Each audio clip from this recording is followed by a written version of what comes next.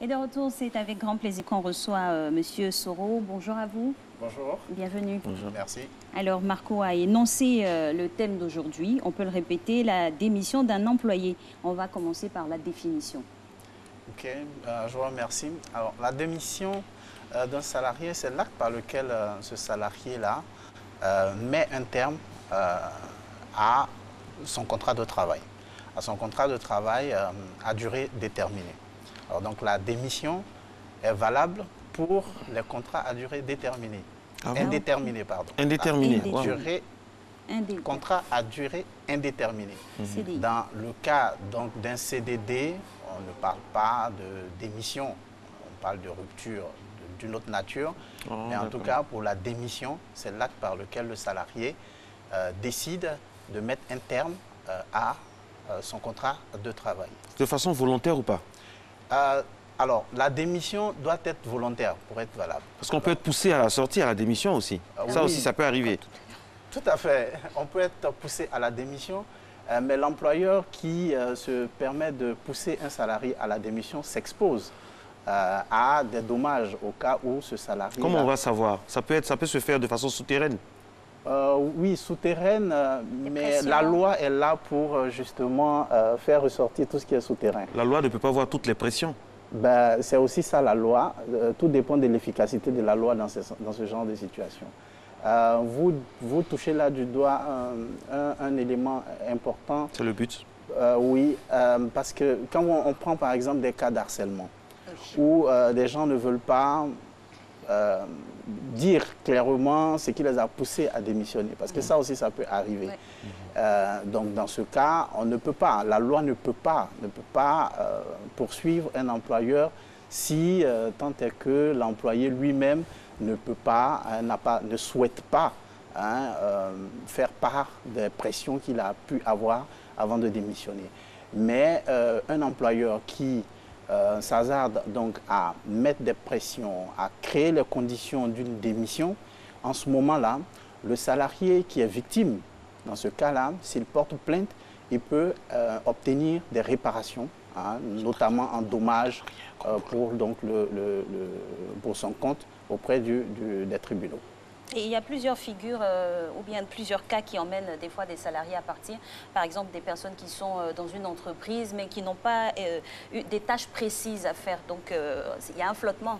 Dans ce cas-là, qui est fautif? C'est l'employé ou l'employeur? Alors, il vient au travail, on ne lui donne rien à faire, on ne s'occupe jamais de lui, il n'a pratiquement pas de fiche de poste, ou du moins ça relève de l'utopie, du mythe. Bon, alors, ce sont des situations qu'il faut analyser dans le fond.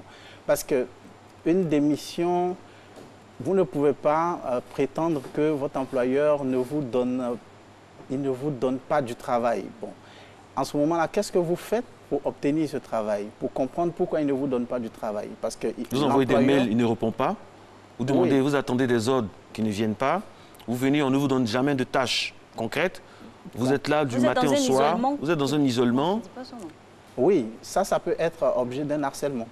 Voilà, vous savez, un employeur, il a beaucoup d'éléments dans...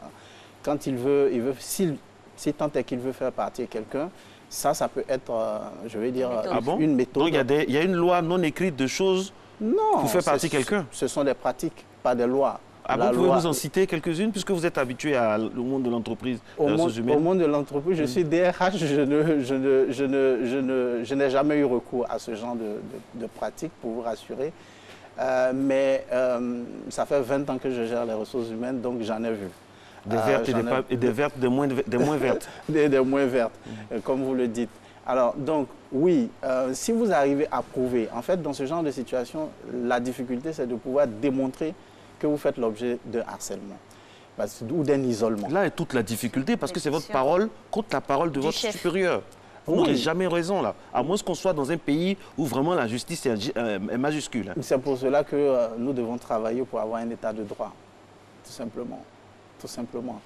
Parce que, vous savez, dans le monde du travail aussi, vous n'êtes pas seul. Un salarié n'est pas seul. Il a les délégués du personnel avec lui, il a toutes les organisations représentatives donc, des salariés, et puis il a l'inspecteur du travail, et puis avant d'arriver même au tribunal. Donc, lorsque vous constatez ce genre de pression, vous pouvez vous faire accompagner, vous pouvez vous faire assister par un délégué du personnel, histoire d'avoir au moins des témoins de ce qui se passe. D'accord? Et comme ça, quand vous allez au niveau donc, de l'inspecteur du travail, vous avez de la matière. Et après, si cela doit se poursuivre auprès donc, des tribunaux, vous avez encore de la matière pour défendre votre dossier. Alors, toute cette première partie pour isoler tous les cas de harcèlement ou de pression qui emmènera à une démission.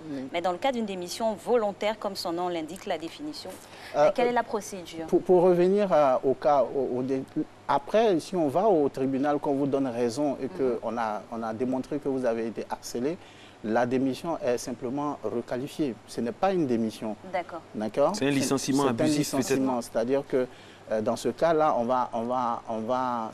va dire c'est une démission, on va dire, légitime.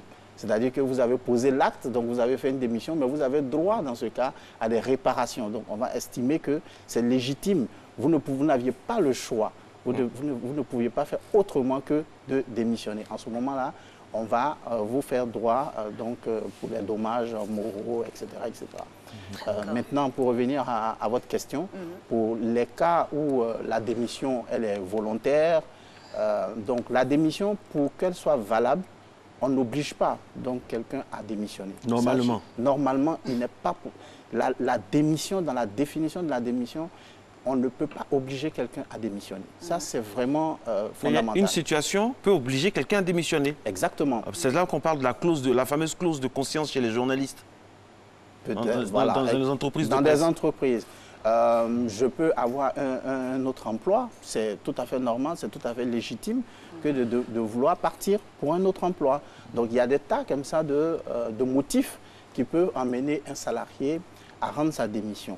Donc dans ce cas-là, la loi dit aussi que pour qu'elle soit valable, il faut qu'elle soit claire et sans équivoque. Ça aussi c'est important. C'est-à-dire que l'employeur ne peut pas deviner que vous voulez démissionner. Vous voyez des salariés, il n'a pas envie, il veut démissionner, mais il ne le dit pas clairement. Il se comporte d'une certaine manière parce qu'il croit que finalement l'employeur va finir par deviner qu'il n'a plus envie de travailler. Non, dans le cas de la démission, c'est pas comme ça que ça se passe. La démission doit être claire. Même si on ne vous demande pas de l'écrire obligatoirement, pour après des questions donc de justificatifs et tout, il est recommandé d'écrire sa démission et de le dire dans des termes clairs et sans équivoque. Alors, donc, lorsque cela arrive, cela fait naître donc des obligations pour le salarié. La première de ces obligations, c'est le respect d'un préavis. D'accord? Le respect d'un préavis. Et la durée dépend de la catégorie, donc du classement, donc du salarié. Généralement, c'est combien de temps? Ça dépend. Donc, si pour un cadre? Pour un cadre, alors donc pour un cadre, on est déjà au-delà de la 5e catégorie. C'est comme ça que c'est classé. Donc les cadres sont classés au-delà de la 5e catégorie. On regarde aussi l'ancienneté dans l'entreprise. Si vous totalisez moins de 16 ans d'ancienneté, cela vous fait 3 mois. 3 mois donc de préavis. Au-delà, ça fait 4 mois de préavis. Donc ça, c'est une obligation pour vous de respecter ce temps de préavis pour permettre à l'employeur justement de rechercher quelqu'un pour vous remplacer s'il en a besoin. Donc ça, c'est le premier. Ensuite, si vous ne respectez pas, vous ne souhaitez pas respecter ce préavis, bien entendu, il y a des implications. Voilà. On pourrait poursuivre là-dessus. Si vous ne souhaitez pas respecter le préavis sans l'accord de votre employeur, c'est-à-dire il faut négocier.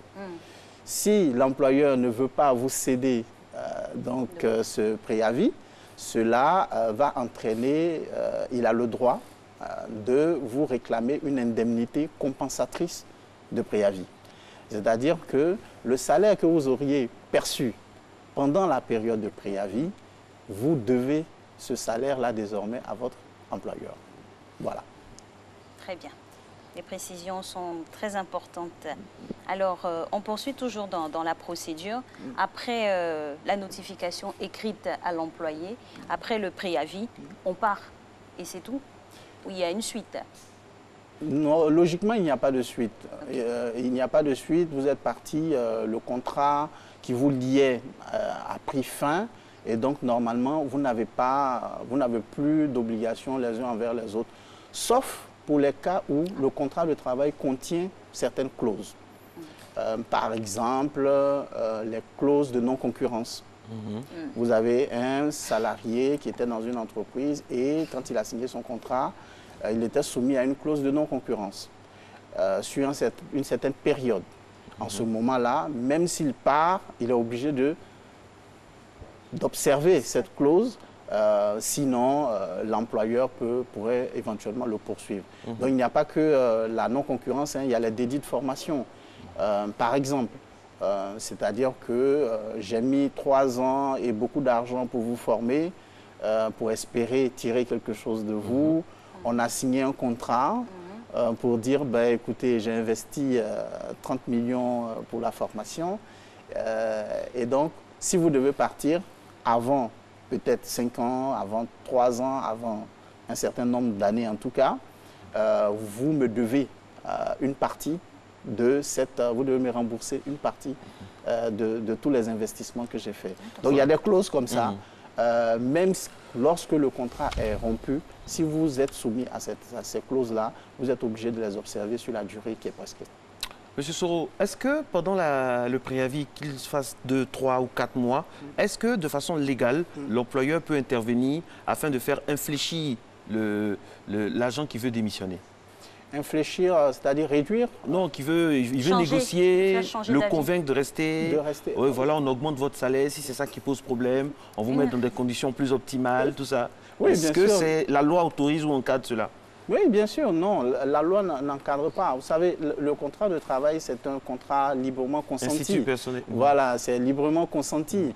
Si vous estimez que... enfin, vous souhaitez quand même garder votre salarié, il vous est loisible de lui faire des propositions, mais vous ne pouvez pas l'obliger à rester. Vous êtes directeur des ressources humaines d'une très grande entreprise qu'on ne va pas citer bien évidemment ici. Est-ce que vous avez vraiment été marqué par des cas sans citer par exemple les noms, des cas de démission, qui était difficile à gérer, entre guillemets, on va dire ça comme ça. Difficile à gérer, non. La démission, bon, quand on est directeur des ressources humaines, on finit par se faire l'idée que tous les salariés voilà, sont comme tout le monde. C'est vrai, il y a des salariés en qui vous placez vous avez beaucoup de projets avec ces salariés-là. Vous avez fait beaucoup de choses pour pouvoir les obtenir.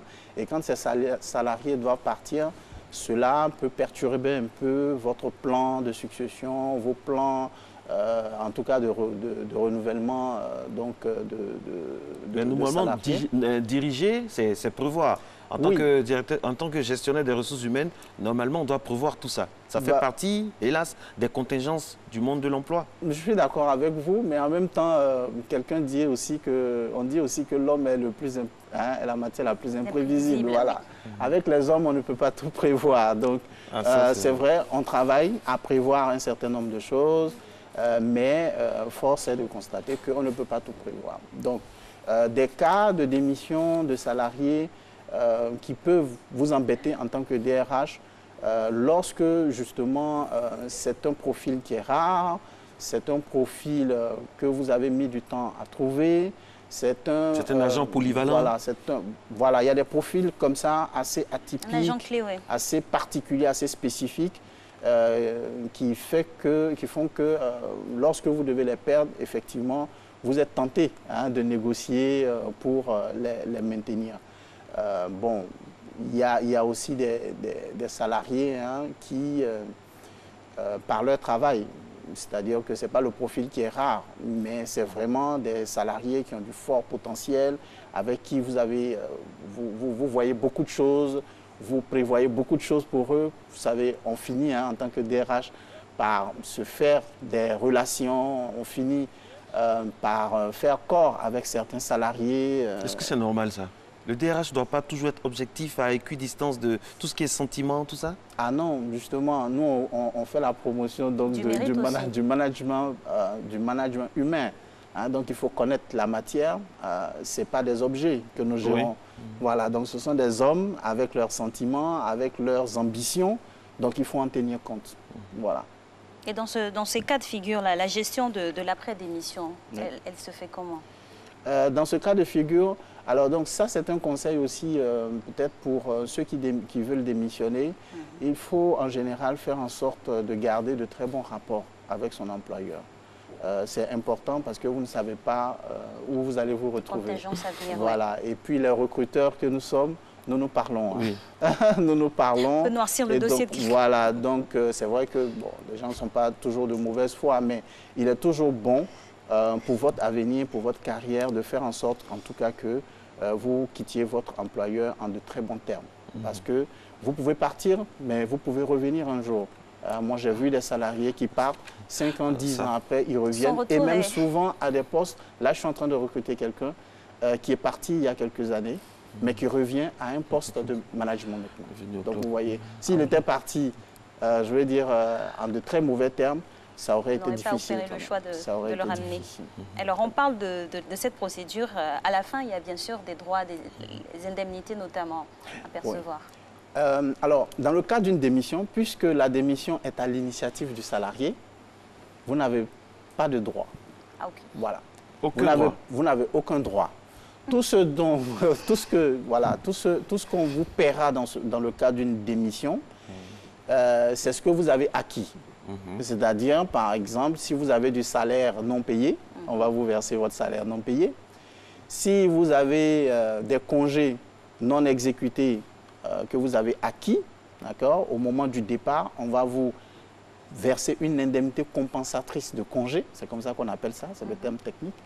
Et si dans votre entreprise, on vous verse aussi une prime de fin d'année au prorata du temps de présence dans l'année, on va vous faire ce calcul-là aussi. Mais il n'y a pas de droit, comme dans le cas d'un licenciement, ce genre de choses. Et quand vous arrivez à prouver, par exemple, que votre démission s'est faite sous la contrainte, et que c'est établi par la justice, que c'est une démission qui est sous la contrainte, vous étiez sous la contrainte, qu'est-ce que là, vous avez quoi? Oui, alors là, tout va dépendre de ce que le tribunal va décider. Okay. Parce que là, on parle de donc c'est prouvé. Dans l'exemple, c'est prouvé que c'était sous la contrainte, vous travailliez dans un environnement hostile, où il y avait un peu de... enfin, bref, donc... Bon, ça veut dire que dans ce cas-là, le tribunal va certainement requalifier cette démission-là en un licenciement. Un licenciement abusif, avec des circonstances peut-être aggravantes ou atténuantes. Donc, dans le cas d'un licenciement, vous avez droit à une indemnité de licenciement. Et s'il est prouvé qu'il y a des dommages, vous avez droit à des dommages, on va estimer les dommages. Ça peut être des dommages donc, moraux, des dommages financiers qu'on va traduire en dommages financiers qu'on va vous verser. Alors, voilà. Par rapport au droit toujours aux indemnités, on a bien stipulé qu'on n'a droit à rien quand on démissionne. Quelle est l'incidence sur la cotisation sociale? Puisqu'on est en rupture, on arrête l'activité. Les cotisations sociales, vous voulez parler des institutions de prévoyance sociale? Oui, pour la prévoyance sociale. Oui, alors, donc, quand vous démissionnez, votre compte, hein, si on peut appeler ça comme ça, votre compte au niveau de l'institution de prévoyance sociale qui vous gère n'est pas pour autant clôturé. D'accord. Lorsque vous repartez, oui, c'est pour cela qu'il faut garder toutes les références, il faut garder toutes les preuves de cotisation, parce qu'on pourrait vous réclamer cela en temps voulu. Et donc, lorsque vous allez vers un autre employeur, on réactive tout simplement. Donc, votre nouvel employeur va, avec les références que vous avez, faire une déclaration, d'accord, pour dire que désormais, ce salarié, il est avec moi. Et il reprend ses cotisations là où il les a laissées. Si c'est la même entreprise qu'il a cotisé, il s'est arrêté, il est reparti, il est revenu. Il est revenu, c'est la même chose. On ne va faire que changer la référence de l'employeur. Mais vous avez un numéro unique qui vous suit tout le long de votre carrière professionnelle. Donc, le premier numéro de CNPS, par exemple, si vous êtes affilié à la CNPS, que vous avez, il faut bien le garder, c'est celui-là qui vous suit. D'accord? C'est celui-là qui vous suit. Si vous regardez bien dans la nomenclature, il y a votre date de naissance, tout ça qui est dedans, dans le code là. Et donc, premier employeur, vous avez ça, et parce que c'est de la prévoyance sociale. Et donc, c'est pour faire le calcul après. D'accord? Donc, il est important d'avoir tout l'historique de ce que vous avez fait, de ce que vous avez cotisé avec les différents employeurs pour permettre justement à l'institution de calculer votre pension de retraite ou en tout cas toutes les indemnités qui vont avec. Merci infiniment, M. Soro. Je vous en prie.